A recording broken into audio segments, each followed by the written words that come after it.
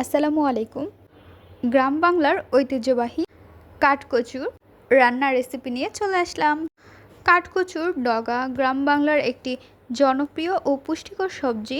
এছাড়াও কাঠকচুর ডগায় রয়েছে খাদ্য আঁশ, vitamin A, vitamin C, potassium ও বিভিন্ন ধরনের খনিজ উপাদান, যা হজমে সাহায্য করে, রোগ প্রতিরোধ ক্ষমতা বাড়ায় এবং শরীরে পুষ্টি যোগায়।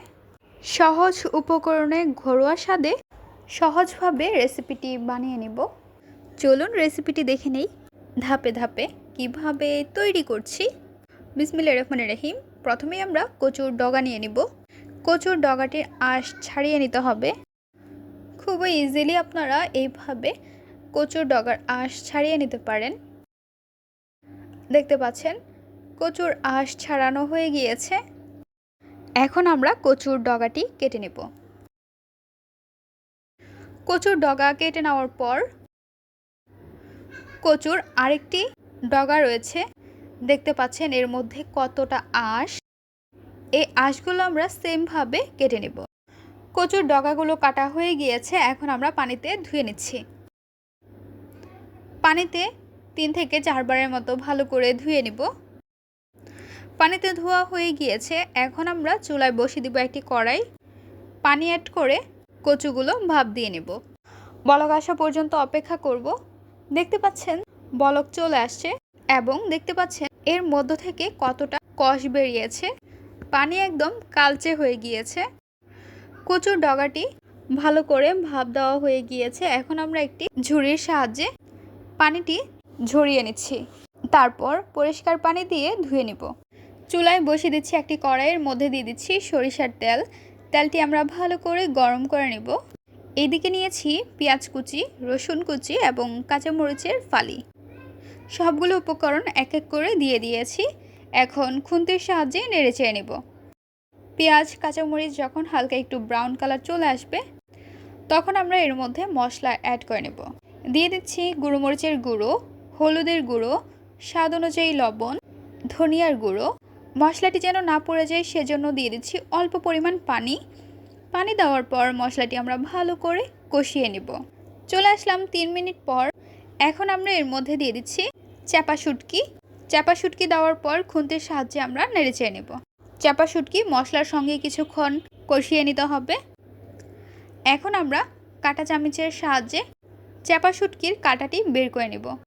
দেখতে পাচ্ছেন কত ইজিলি কাঁটাটি বের করে নিয়েছি। অনেক সময় দেখা যায় অনেকে কাঁটা বের করতে পারে না, নাড়াচাড়া করে একদম কাঁটাগুলো গুঁড়ো গুঁড়ো করে ফেলে।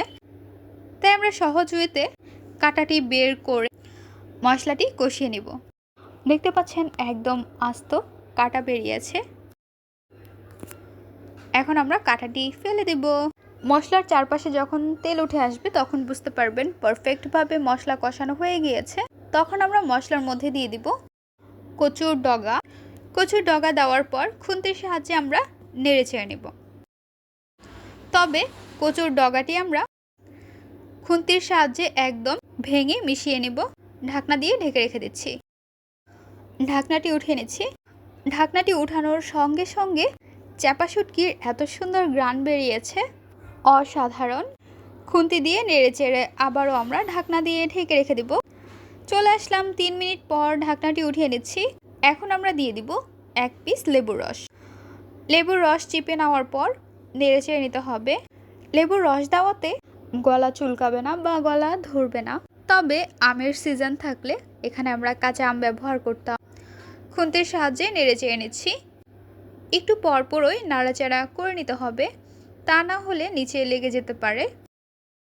ঢাকনাটি উঠিয়ে আমরা নাড়াচাড়া করে নিচ্ছি। কচুর ডগা রান্না অলমোস্ট হয়ে গিয়েছে। তবে আমরা একদম ভাজা ভাজা করে নেব। যখন আরেকটু শুকিয়ে যাবে তখন আমরা নামিয়ে নেব।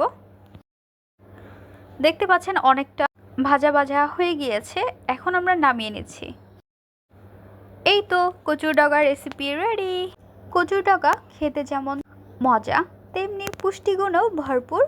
খুবই সহজে আপনারা এই রেসিপিটি বানিয়ে নিতে পারেন। আমাদের আজকের রেসিপি আপনাদের কাছে কেমন লেগেছে তা অবশ্যই জানিয়ে দেবেন আপনাদের মূল্যবান মতামতটি। ভিডিওটি ভালো লাগলে অবশ্যই একটি লাইক করে দেবেন এবং সাবস্ক্রাইব করে আমাদের পাশে থাকবেন। আজকের পর্বে এখানেই বিদায় নিচ্ছি গাইস। আসসালামু আলাইকুম, ভালো থাকবেন সবাই, আল্লাহ হাফেজ।